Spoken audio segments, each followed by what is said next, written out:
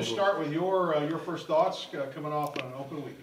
Yeah, it's got a lot of young players, a lot of work during the open week. Felt like, we have got a lot of bumps and bruises. Still have about 50-plus guys on the injury report, but feel like we're making some strides in that area. We still will be without Rod Bowler. Our most experienced offensive lineman will still be out. And hopefully we get Jaquan Redfern back on defense, defensive tackle. But still got a lot of guys banged up, but excited for the opportunity to open up conference play at South Dakota. What is the biggest thing you look for out of the team during that off week when you have a chance to work on going back to maybe a little bit more basics than specific opponents? Yeah, we basically started back, during the bye week, tried to do a lot of fundamentals and basically challenge guys to show us what can you show us to help us, why we should be playing you more or why we should be playing you at all. So we got a lot of reps with the young guys, just who can block, who can tackle, who can do something with the ball in their hand, and who can keep people from doing something with the ball in their hand. So it was a really good chance. Went back, evaluated a lot of guys on special teams, trying to add some more depth on all our special teams unit as well, and got an early start on South Dakota, which was nice as well. Having that bye week come before you get into conference play, how beneficial is that when you can kind of just hit the reset button a little bit? Yeah, we did this in non-conference, but conference is when it really counts. Yeah, our guys, we've had a tough 4 games to open up the season, some long bus rides. So I think our guys are kind of nice to have a weekend without a long bus ride. But it was a great reset to kind of start opening conference play. Got to watch South Dakota. Which is, last year I thought they dominated us as bad as I've ever been dominated in a football game in all 3 phases. So we've got a great challenge. Coach Johansson's a really good coach. He was the defensive coordinator last year for South Dakota. What Coach Nielsen did, got so much respect for him. Veteran coach, what he was able to build and establish at South Dakota. Thought they were one of the of course, I think that they finished in the top 4 last year, but a team you definitely thought had a chance to win the national championship, and this year as well too. I still think they're.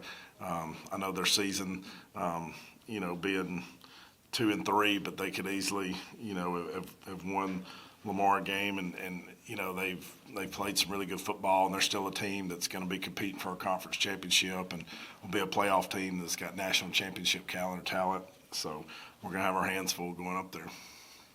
Obviously, you guys haven't won a game yet, but do you feel like the team mentally is in a much different spot heading into conference play this year than you were last year? Like you said, when you go to conference play last year, you said you were beating in all 3 phases. This is not a team that you guys have that seems like it's even close to where it was.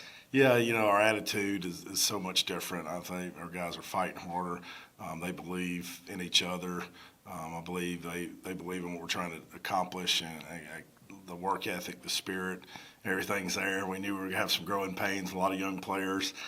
Some guys that just hadn't played a lot of college football for whatever reason. And, of course, you got freshmen just showing up. A lot of guys that are under 2 deep are true freshmen. But, I can't say enough about these young men. They come to work every day fighting. They're proud to put on the Murray State uniform. Appreciate the support we've had from our fans and the community, and we know we've got to get some wins, and and we just challenge them every week to just keep chopping wood, and all we can do is control our attitude and effort and keep working, keep improving, and we know this conference is the best in FCS football, and we get a great opportunity to go play one of the best teams in this conference and one of the best teams in the nation this Saturday in South Dakota. Hey, Jody, could you speak to Conley Crosno?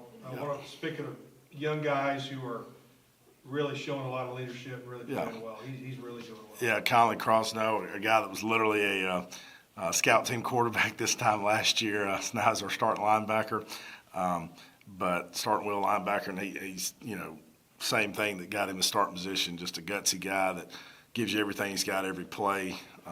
He'll cover a kick to, play out in space, to blitz, whatever you ask him to do, he's going to do it wide open. And he's a tough young man, and, he's made some plays for us this year. We're going to need him to make a lot more coming down the stretch. For you and getting these guys ready, you've talked about how much improvement they've made, how much better they're playing. At what point, though, do you look at these guys and be like, guys, it's time to get a win? It's time to stop talking about getting better. It's time to get wins. Yeah, every week we tell them, we're not into moral victories. And, I tell them all the time I appreciate, the effort they're playing with. And, just like when people tell you, Coach, I love the way you guys are fighting, this and that. And that's kind of, we want that to be the standard, that we expect to get that every week and every practice.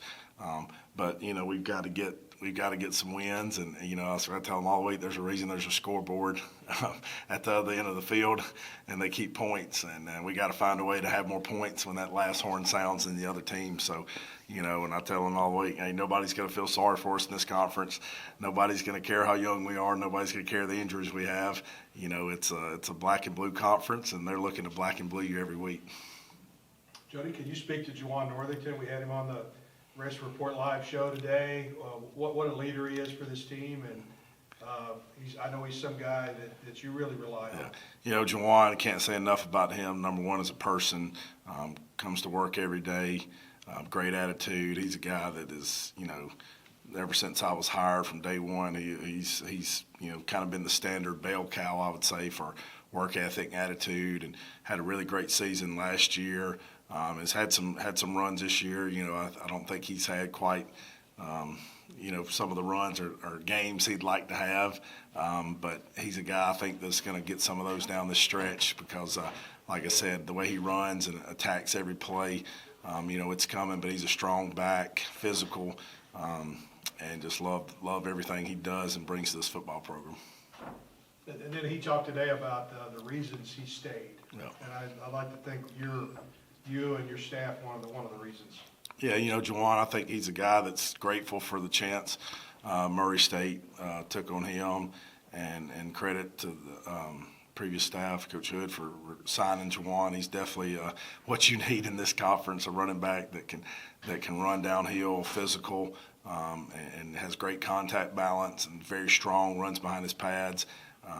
And I think he's recognized that Murray State took a chance on him, and he's basically every there hasn't been a game I've ever questioned anything but 100+% effort out of him, and we're going to need 100%+ effort out of him Saturday. But so glad he stayed around, and glad he's part of our program, and look forward to him having a great stretch of this season coming up.